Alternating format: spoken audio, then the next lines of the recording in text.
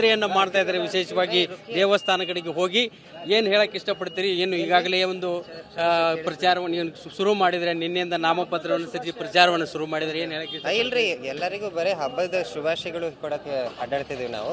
ಇವಾಗ ಇದು ಆಮೇಲೆ ಈಗಿನ ಬಕ್ಕಪ್ಪನ ಗುಡಿನಲ್ಲೂ ನಾವು ಪ್ರಸಾದ ಸೇವೆ ಎಲ್ಲ ಮಾಡಿದ್ವಿ ಅಷ್ಟೇ. ಈದ್ ಮುಬಾರಕ್ ಅಂತ ಹೇಳ್ತಿದ್ವಿ ಅಷ್ಟೇ ರೀ. ಈದ್ ಮುಬಾರಕ್ ಅಂತ. ಏನೋ ಬಿ ಫಾರ್ಮ್ ಸಿಕ್ಕಿದೆ ಅಂತ ಮಾಹಿತಿ ಬಂದಿರ್ತಕ್ಕಂಥ? ಇಲ್ರಿ, ಏನೋ ಘೋಷಣೆ ಆಗಿಲ್ರಿ ಸರ್. ಘೋಷಣೆ ಆಗ್ಲಿ.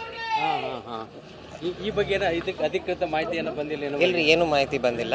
ಘೋಷಣೆ ಆಗ್ಲಿ ಸರ್. ಇವತ್ತಿಲ್ಲ ಅಂದ್ರೆ ನಾಳೆ ಆಗ್ತದ್ರಿ ಸರ್. ವಿಶ್ವಾಸ ಇತ್ತು ಅನ್ಸುತ್ತೆ, ಅದೇ ಕಾರಣಕ್ಕೆ ಇವ್ರು ನಾಮಪತ್ರ ಸಲ್ಲಿಸಿದ್ದೇನೆ. ಡೆಫಿನೆಟ್ಲಿ ಸರ್, ಡೆಫಿನೆಟ್ಲಿ ವಿಶ್ವಾಸ ಐತಿ. ಆಮೇಲೆ ಇದು ಮೋರ್ ಜಸ್ಟ್ ಒಂದು ಸೇಫ್ಟಿ ಕನ್ಸರ್ನ್ ಇಂದ, ಯಾಕಂದ್ರೆ ಇದು ಪದ್ಧತಿ ಬಹಳ ಟೈಮ್ ಆಗೈತಿ. ಹಿಂಗೆ ಚೂರು ಘೋಷಣೆ ಆಗಕ್ಕಿಂತ ಮುಂಚೆನೆ ನಾಮಪತ್ರ ಹಾಕ್ತಿವಿ ನಾವು ಅಷ್ಟೇ ರೀ ಸರ್.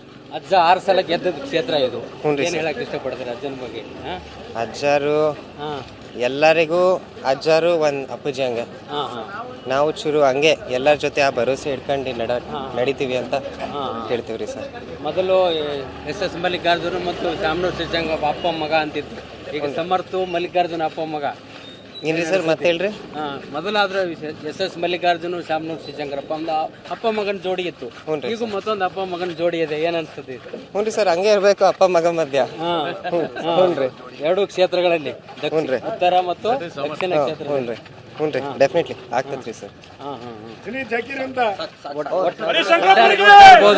ಈಗಾಗಲೇ ಯಾವುದೇ ಒಂದು ಅಧಿಕೃತ ಮಾಹಿತಿ ಬಂದಿಲ್ಲ. ಆದ್ರೂ ಈ ಒಂದು ಮೂಲಗಳ ಪ್ರಕಾರ ಅವರಿಗೂ ಕೂಡ ಒಂದು ವಿಶೇಷವಾಗಿ ಏನು ಈಗಾಗಲೇ ಬಿ ಫಾರ್ಮ್ ಘೋಷಣೆ ಆಗಿರ್ತಕ್ಕಂಥದ್ದು ಸ್ಪಷ್ಟ ಆಗಿರ್ತಕ್ಕಂಥ ಹಿನ್ನೆಲೆಯಲ್ಲಿ ಅವರು ತಮ್ಮ ಪ್ರಚಾರವನ್ನ ಇಲ್ಲಿ ಹಳೆ ನಗರದ ವಿಶೇಷವಾಗಿ ಅಲ್ಪಸಂಖ್ಯಾತರು ಜಾಸ್ತಿ ಇರತಕ್ಕಂಥ ಒಂದು ಪ್ರದೇಶಗಳಲ್ಲಿ ಅವರು ಪ್ರಚಾರವನ್ನ ಶುರು ಮಾಡಿದ್ದಾರೆ ಅಂತ ಹೇಳ್ಬೇಕು.